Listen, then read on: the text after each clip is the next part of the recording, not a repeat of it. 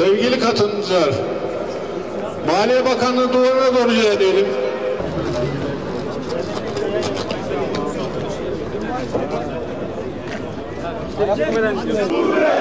Dur de, haksızlığa dur de, dur de, haksızlığa dur de, memur hakkını koruyacak, memur hakkını koruyacak, memur hakkını savunacak, memur hakkını savunacak, hukuk, adalet, adalet, uygula, uygula, sözleşmeyi uygula, uygula, uygula, sözleşmeyi uygula, dokunma, dokunma, koruyuculuğuna dokunma, dur de, haksızlığa dur de, dur de, dur de, haksızlığa dur de, memuruz, haklıyız, kazanacağız,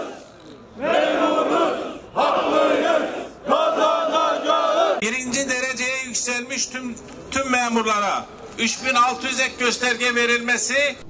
Değerli basın mensupları, sendikalarımızın kıymetli yöneticileri, değerli arkadaşlar, Memur Sen ailesi adına hepinizi saygıyla selamlıyorum. Adalet, insanlığın mayası, hakkın terazisi, devletin temel taşıdır. Adalet, bilerek ve isteyerek mağduriyete sebep olmak değil, akil olanın, haklı olanın, hakkı olanın ve doğru olanın zamanında tecelli etmesiyle mümkündür. Biz adaletin gecikmeden, zamanında adil olarak tecelli etmesi için bütün süreçleri, bütün aşamaları ve bütün yolları deneyerek haksızlığı haykırmak için buraya geldik. Bugün burada toplanmamızın sebebi ulaştırma, tarım orman, enerji, bayındır, kültür, turizm çalışanı 250 bin kamu görevlisini kapsayan koruyucu giyim kazanımımızın engellenmesinden kaynaklıdır. Aynı zamanda birinci dereceye yükselmiş tüm memurlara 3600 ek gösterge verilmesi ve Anayasa Mahkemesi tarafından iptal edilen toplu sözleşme ikramiyesi kazanımımızın ödenmesi için de Maliye Bakanlığı'nın önündeyiz. Toplu sözleşme masasında kılı kırk yararak elde ettiğimiz kazanımlar Hazine ve Maliye Bakanı adına genel müdür imzasıyla engelleniyorsa, toplu sözleşme masasının da, toplu sözleşme taraflarının da masada aldığımız kazanımların da bir anlamı yok demektir. Böyle bir adaletsizlik, böyle bir garabet nasıl olur?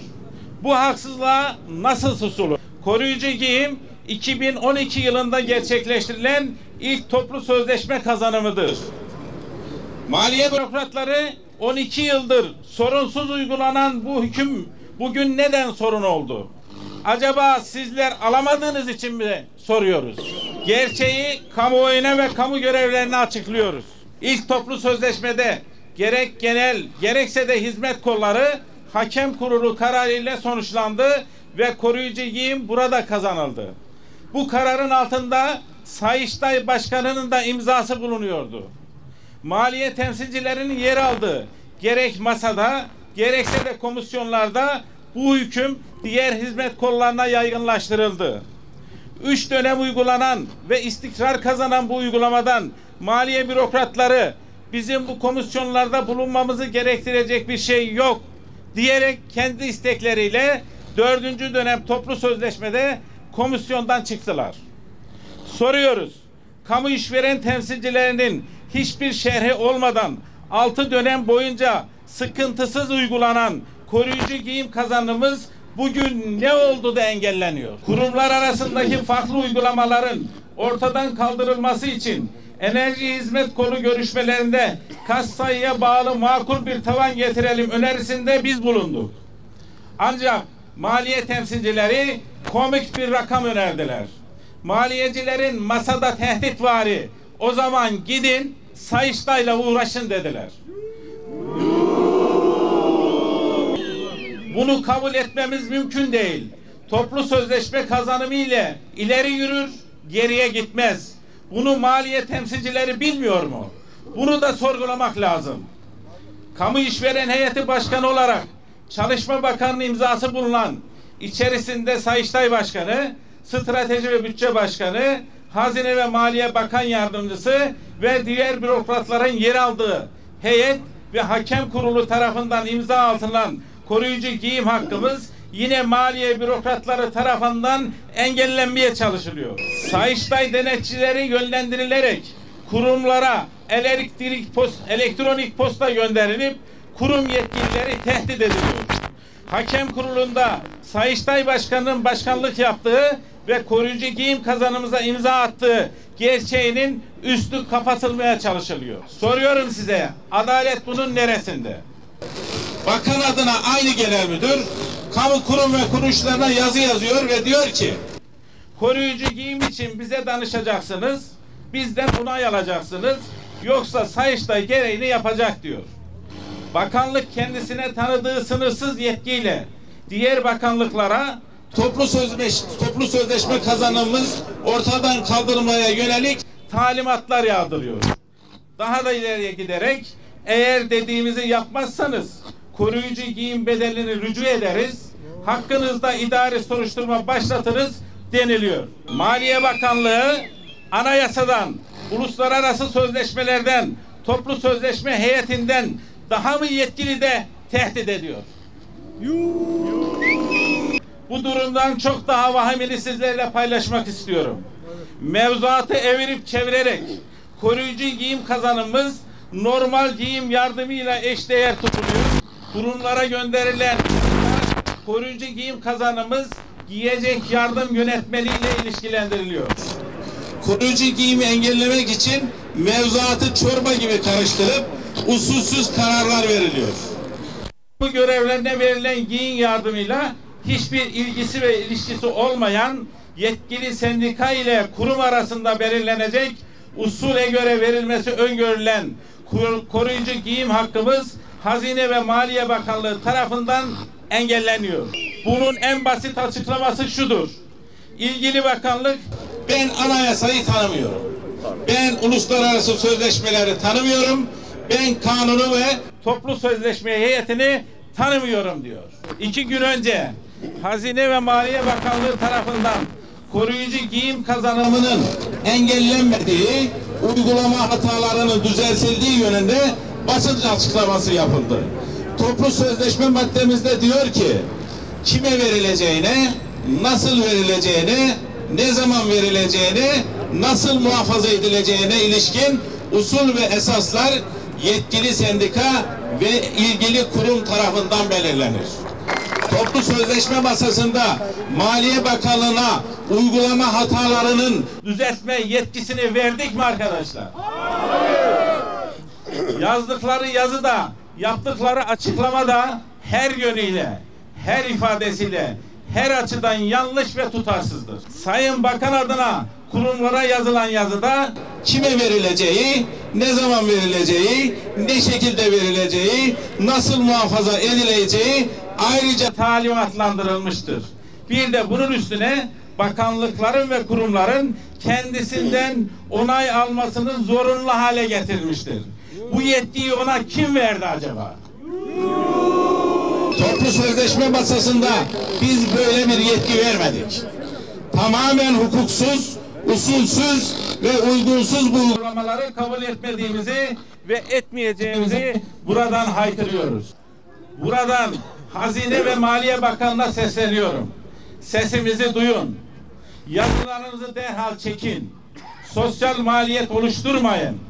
Bu tasarruf değil, toplumsal maliyet üretmektir. Toplu sözleşme masasına da, masanın taraflarına da zarar vermeyin.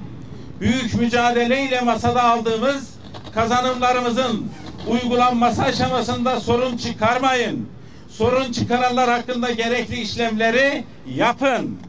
Değerli basın mensupları, geçtiğimiz günlerde Maliye Bakanlığı tarafından 1 Nisan şakası olarak yorumladığımız giyecek yardım genelgesi yayınlandı.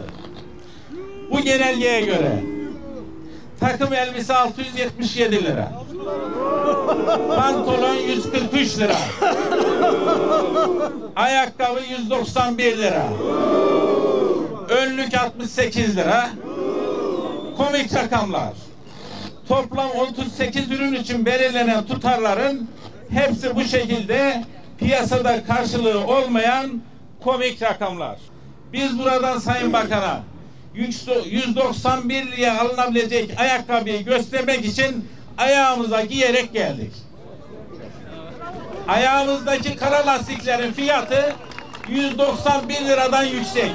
Varın gerisini siz düşünün. Öyle gel. Hey.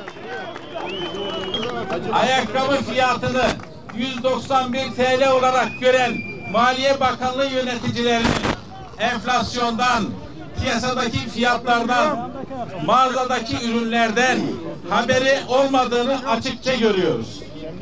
Diğer taraftan Anayasa Mahkemesi kararıyla iptal edilen toplu sözleşme ikramiyesi kazanımıza ilişkin halen düzenleme yapılmadı. Sayın Cumhurbaşkanımız bu konunun düzeltileceğini açıkça beyan etti.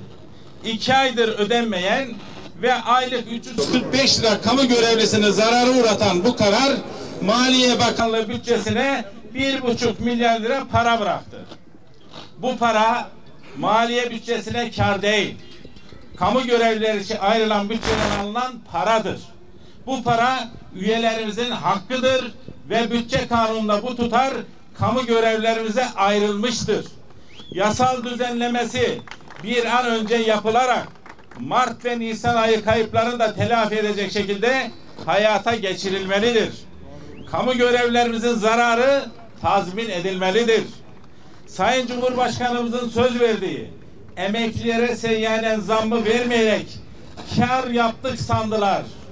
Sosyal maliyet ürettiler. Bu sosyal maliyetin hesabını kim verecek? Bunun da sonucunda hep birlikte gördük. Bilerek ve isteyerek yaptığınız yanlışlarınız devletimize imkan değil, maliyet üretiyor. Kıymetli basın mensupları, önümüzdeki hafta 1 Mayıs Emek ve Dayanışma Günü'nü kutlayacağız. Emek ve Dayanışma Günü'ne kadar bugün burada sıraladığımız koruyucu giyim kazanımızın önündeki engellerin kaldırılması, toplu sözleşme ikramiyesinin kayıpların telafi edilecek şekilde ödenmesi, emekli aylığı ile görev aylığı arasındaki uçurumun azaltılması, sorunlara ilave olarak bir dereceye 3600 ek gösterge verilmesi, mühendis, teknik ve idari personelin mali haklarının iyileştirilmesi, mühendislik meslek kanunun çıkartılması, 11 hizmet kolumuzda uygulanması engellenen 42 toplu sözleşme maddesinin eksiksiz uygulanması, 4688 sayılı kanunun evrensel ilke ve normlara uyumlu hale getirilmesi, vergi adaletsizliğinin son bulması, konu başlıkları başta olmak üzere çalışma hayatındaki sorunların çözüldüğü, emekçilerin mağdur edilmediği, emekçilerin geçim sıkıntılarının çözüldüğü 1 Mayıs'ı kutlayacağımıza inanıyor. Hepinizi saygıyla selamlıyorum. Konunun hassasiyetine binaen sorun çözülene kadar eylemliğimize devam edeceğiz. Kamu görevlilerinin sesini duyurmak, adaletsizlikleri açıkça göstermek, sorunların çözümüne vesile olmak için buraya kadar gelen tüm basın mensuplarına ve katılımcı arkadaşlarımıza teşekkür ediyoruz. Değerli arkadaşlar, şimdi almış olduğumuz bu 191 liralık lastikleri Maliye Bakanlığımızın önünde bırakarak Sayın Bakanlara hediye ediyoruz.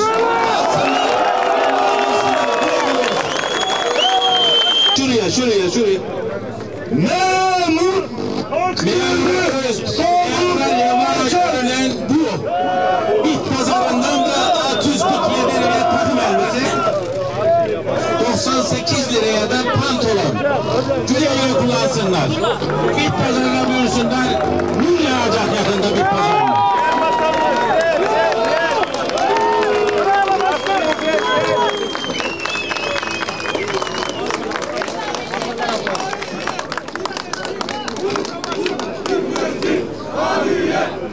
dinlesin, vur vur dinlesin, maliye dinlesin, vur vur dinlesin, maliye dinlesin, vur vur dinlesin, maliye dinlesin, vur vur dinlesin, maliye dinlesin. Ölmüş insanların soygunları bir başkasına bırakın. Memuru öldürdünüz, soygunları buraya bırakın.